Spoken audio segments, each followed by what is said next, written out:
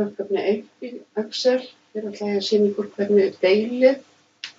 Ef við erum með 8 hamborgara í pakka og pakki kostar 2000, hvað kostar þá stykkið eða einingin? Skrifum við hér jafnaðarmerkið, smellum við pakkaverðið, deilingamerkið í Excel er skástrikið, Shift og 7 á lyklaborðinu, eða hægra megin ef við erum með talnaborð, þá er það í efstu röðinni á talnaborðinu. Og þið deilið með 8. Þetta þýðir sem sagt 2000 deilt með 8.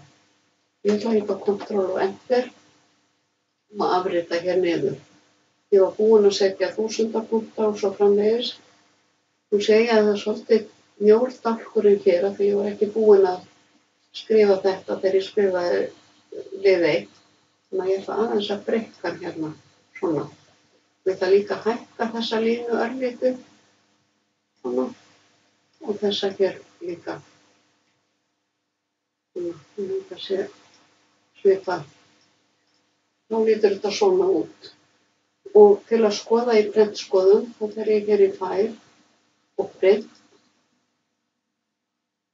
Og þá sé ég hausinn, fótinn, rengin lína undir haus eða yfir fæti í Excel. Og hér sé ég hnýtalínurnar, grid lines og síðan sé ég verkefnið, miðja, lóðrétt og lárétt á miðju.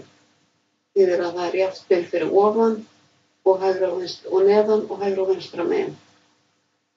Og ég ætla að vista.